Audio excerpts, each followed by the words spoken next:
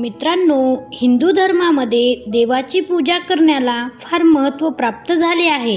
रोज सकाळी उठल्यानंतर प्रत्येकजण हा अंघोळ झाल्यानंतर देवाची पूजा करत असतो. देवाला अनन्यभावे शरण जात असतो, त्याला फुले वाहत असतो आणि देवाला प्रसन्न करण्यासाठी देवाची सेवाही करत असतो. मित्रांनो, देवाची पूजा करत असताना आपल्या हातून कळत नकळत अनेक चुका घडत असतात आणि त्याचाच दोष हा आपल्या परिवाराला लागत असतो आणि त्यामुळे आपल्याला अनेक संकटाचा सामना करावा लागतो. ह्या चुका कोणत्या आहेत, काय करणे आपण टाळले पाहिजे, याबद्दलच आपण आता सविस्तर या व्हिडिओमध्ये बघणार आहोत.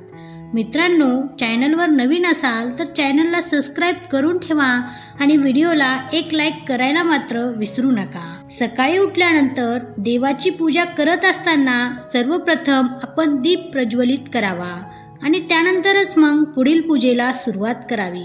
काही जण दिवा न लावताच पूजा करतात आणि पूजा झाल्यानंतर दिवा लावण्याची सवय असते. तर असं न करता सर्वप्रथम दिवा लावा, त्यानंतरच मग देवाची पूजा करायला सुरू करा.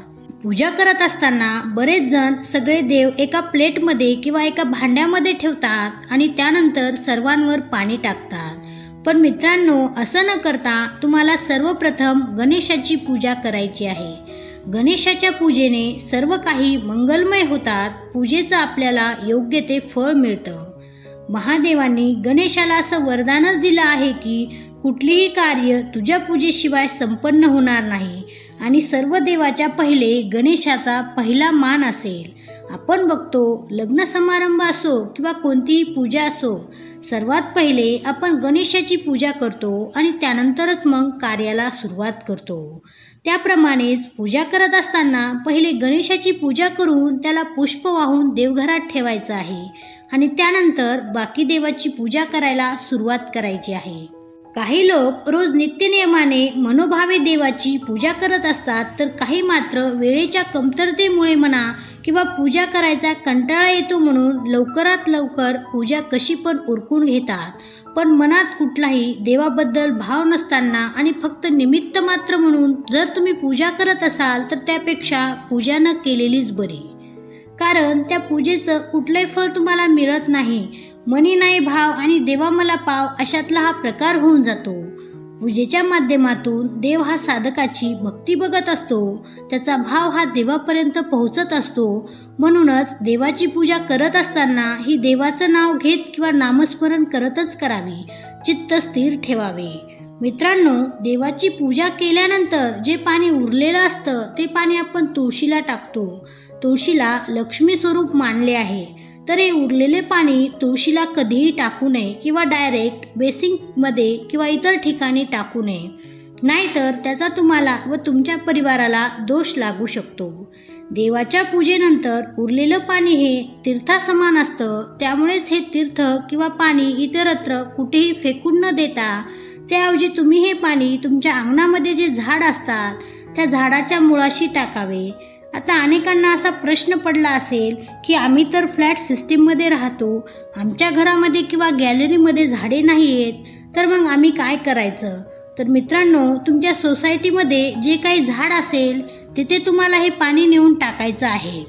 त्यानंतर मित्रांनो, पूजेमध्ये आपण जे काही फुलं अर्पण करतो ते दुसऱ्या दिवशी सुकून जातात.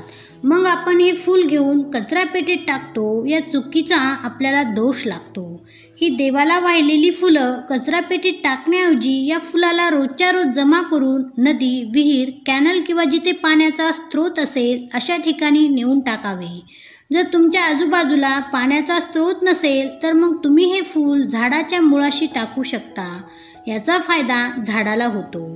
यानंतर मित्रांनो, देवाची पूजा करताना अनेक जण सर्व देवी देवतांना अष्टगंध लावतात. तर ही चूक न करता देवघरामध्ये ज्या काही देवाच्या मूर्ती आहेत त्यांना अष्टगंध लावावा किंवा चंदन लावावं आणि ज्या देवीच्या मूर्ती असतील त्यांना आपण हळद कुंकू लावावं. महादेवाला चुकून सुद्धा कुंकू अर्पण करू नये. कुंकवामुळे महादेवांना क्रोध येतो.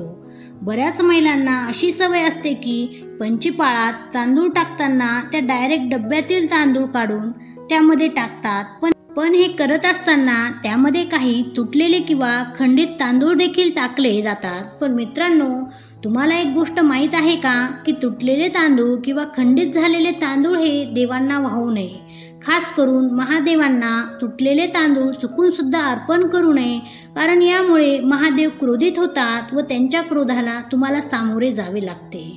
अनेक महिला रोज सकाळी देवाची पूजा झाल्यानंतर तुळशीला पाणी घालतात. पण हे करत असताना ही गोष्ट लक्षात ठेवा की रविवारी आणि एकादशीला कधीही तुळशीला जल अर्पण करू नये. या दिवसात तुळशी माता भगवान विष्णूचे व्रत करते असे मानले जाते. तुळशीला पाणी दिल्याने त्यांचे व्रत मोडते व त्याचा दोष मग आपल्याला व आपल्या परिवाराला लागत असतो.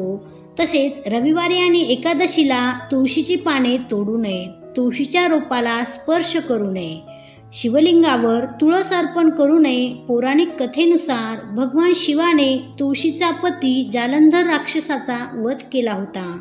यासाठी शिवलिंगाला तुळशीची पाने अर्पण करू नयेत. तसेच शिवपूजेमध्ये तुळशीच्या पानाचा वापर करू नये. यानंतर मित्रांनो, देवाची पूजा करत असताना आपण आसनावर बसून देवाची पूजा करावी. आसन घेतल्याने शारीरिक आणि मानसिक स्थिरता मिळते, ज्यामुळे पूजा अधिक फलदायी होऊ शकते.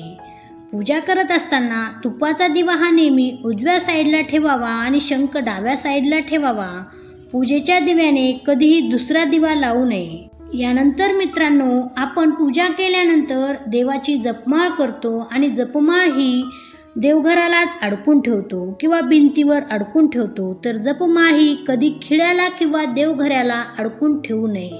जप झाल्यानंतर ती व्यवस्थितपणे गोमुखमध्ये ठेवावी. यानंतर मित्रांनो, बरेच जण सकाळी लवकर उठून पूजा करतात. त्यावेळेस नैवेद्य तयार झालेला नसतो आणि मग अशा वेळेस ते वाटेत खडीसाखर किंवा साखर देवाला नैवेद्य म्हणून अर्पण करतात.